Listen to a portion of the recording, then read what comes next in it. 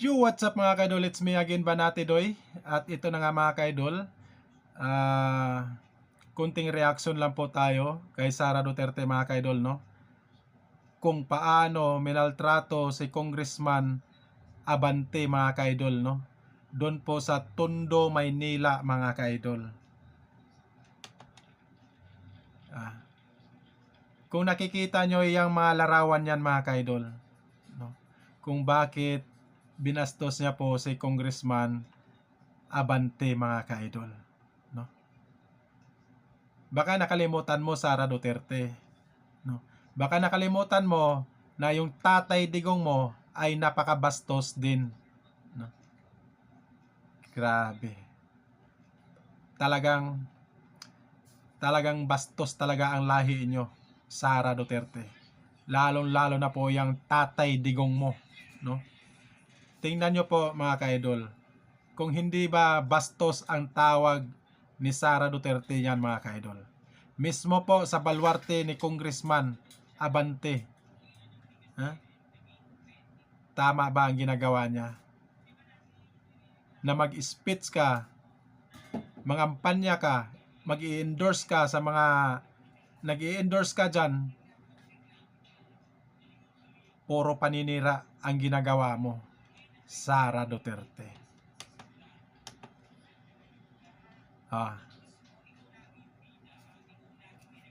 Ganyan po ang mga puso sa mga Duterte mga kaidol. Puro po paninira, no? Puro paninira ang ginagawa nila. Wala na nga silang ambag dito sa bansa. Wala na nga silang ginagawa dito sa ating bansa. Puro na lang paninira, no?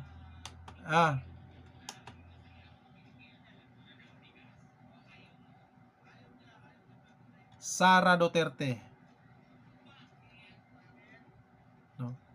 Ikaw yung vice president, pinakaunang vice president na wala kang ginagawa dito sa ating bansa, kundi pamikos-mikos lang ang trabaho mo dito.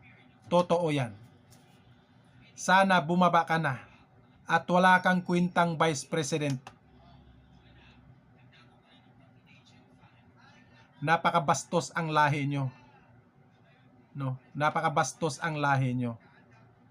Nakikita nyo mga kaidol kung paano minaltrato ang picture ni Congressman Abante. Dapat makasuhan yan. Dapat lang makasuhan yan. Kung paano niya minura si Joel Chua mga kaidol. Yan po ang ugali ng mga Duterte. Yan po ang ugali ng mga supporters nila, mga DDE supporters nila. Maniwala kayo mga kaidol.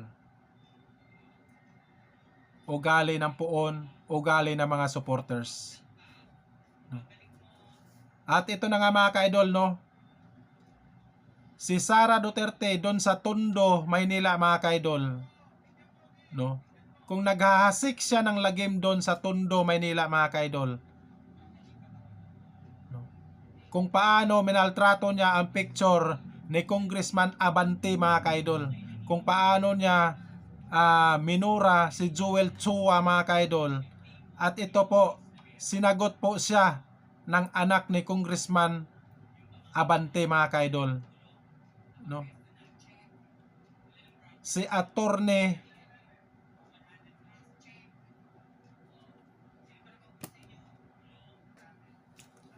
ito na nga mga kaidol, ito po ang sagot ni Attorney Princess mga kaidol, anak ni Congressman Abante mga kaidol. Ating panoorin mga kaidol kung paano pinahiya si Sara Duterte mga kaidol, no?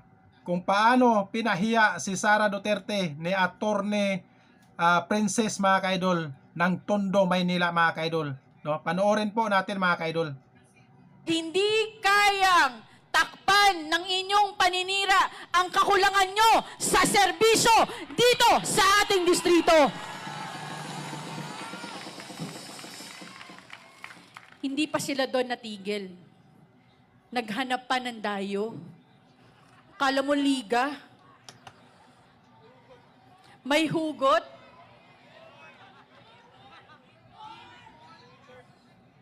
tatayo ka dito sa aming lungsod. Tatayo ka sa aming distrito. Wala ka naman na ambag sa mga buhay ng aming mga kadistrito. Para bastusin, para siraan ang aming congressman naglilingkod ng tapat at totoo na walang pinipiling panahon.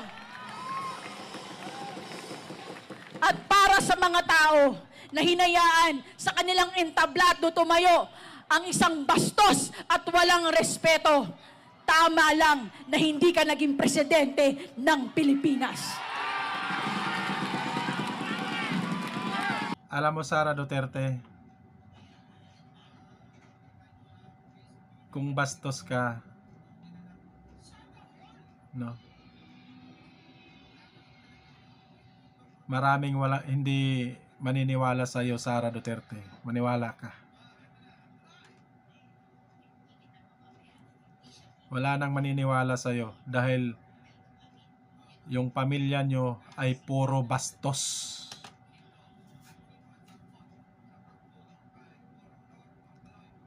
Ito na nga mga kaidol, maraming salamat mga kaidol. Sa hindi pa tayo magtapos, isang like naman dyan mga kaidol. At sa hindi pa nakasubscribe sa YouTube channel, please subscribe sa my YouTube channel mga kaidol. At may Facebook page tayo mga kaidol, pakipollow na lang po yung Facebook page ko. At sa TikTok mga kaidol, papollow na lang po yung TikTok ko mga kaidol. Maraming salamat and God bless sa yung lahat mga kaidol. Thank you po.